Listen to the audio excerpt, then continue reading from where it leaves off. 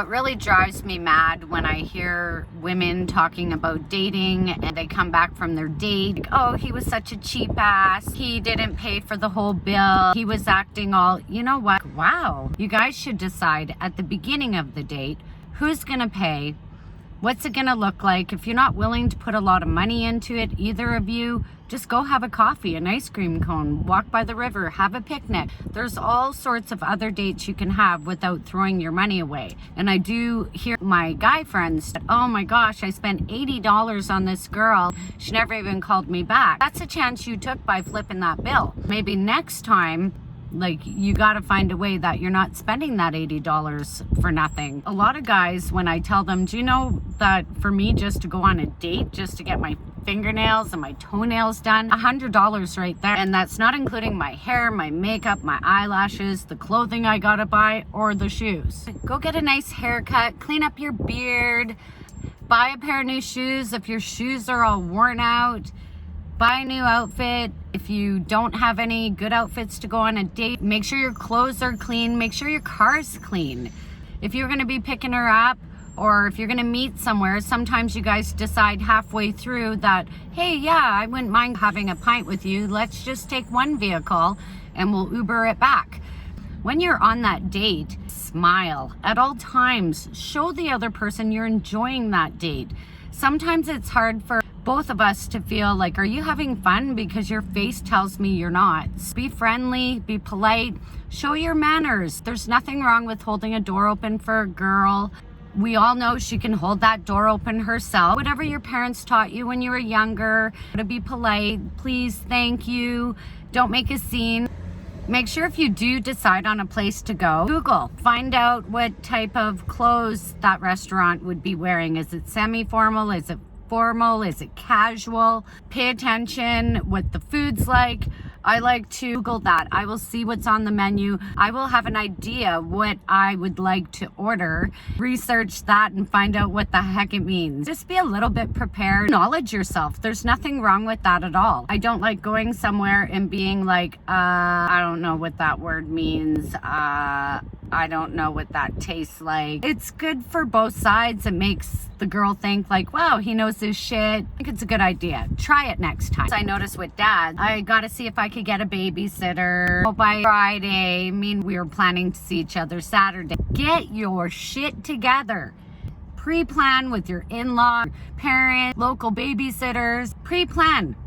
I'm going to be going on a date on Saturday. I started a dating site. I'm not sure if anyone's going to cancel or not, but do you think you'd be available if I had a date for Saturday that you can watch the kids for me? I think it's important because the girls on the other side, again, they're going to get their nails done, their hair done, they're buying clothes, they think they're going on a date. Next thing you know, oh, sorry, I can't go, I haven't found a sitter. Get your shit together. Make sure the ex knows you are moving forward with your life. The new girl coming in does not need that drama in her life. She's expecting you to have all ties cut with the ex. It's not fair to bring a new girl in when the ex is still clinging off you. If you are the guy that's looking for a relationship, don't be in a rush to go out drinking and getting her in bed. Get to know her a bit. A lot of times you can sleep with a girl on the first date and shit happens. Realize after the third date, I actually don't like this girl.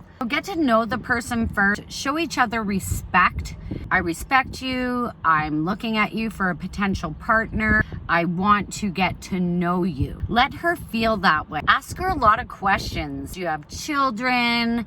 What type of work do you do? What do you like to do for fun? Do you have hobbies? How did you get into your hobbies? What's your favorite color? What do you like to talk about? What's your favorite movies? All sorts of things you could be asking them so the date's not mundane. Plus, you're getting to know that person a bit more, and it allows her to feel that you're looking past this. You're actually interested in getting to know her. That puts standards up high. Like, she learns to be like, wow, this is an amazing guy. There's nothing wrong with a nice compliment like, you look beautiful this evening. Keep it there. A girl does not want to be gawked at the entire date. She wants to get to know who you are also. Do not talk about your exes on the date. whatever you do, make it a point that you are not going to bring up any of your exes. If they ask about how the relationship ended, do not shit talk about your ex. It is a red flag for every woman out there.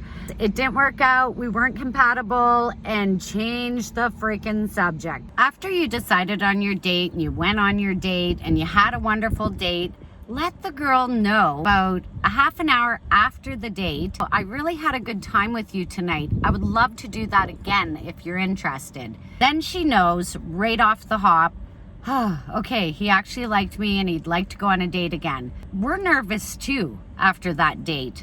And you pretty much know after the date's over whether you want to go or not. I kind of like him, but I didn't feel he liked me back. Just let her know if you do want to date her again. She may not be interested and say, thank you, I don't think it worked well for me. I'm not feeling the same way. That's okay too. That gives you right away, on to the next. The biggest fear that everyone has is rejection. You're gonna go on dates and feel rejected. That's okay. Every date gets easier and easier and easier.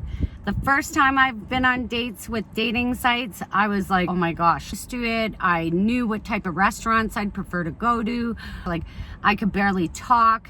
But the more dates I went on, I got more comfortable, where I'd like to go take nice walk, picnic. I got this. I want you to be there and not be scared to put yourself out there. To start a Tinder profile, a Bumble profile, do both if you have to. Start weaning them out. Just get ready to date. Your kids deserve dad has love too. You don't want to stop your life completely without any love from an adult to be all about your children. We are put on earth to have mates, to do this together, not alone. And it's important you don't get bitter because of the last, because somebody had a really bad relationship in the past and it didn't work out. It doesn't mean that there's not a person that's more compatible with you in your future. If you close those doors, you're right. It will never happen, ever. Step back, think about it. Tell yourself, I deserve love too. Your children will grow up. They will move out of your house. Trust me, my children are all adults right now. They do not live for their mommy. They don't. They're living their own lives. They have their own boyfriends, their own girlfriends. Life moves on.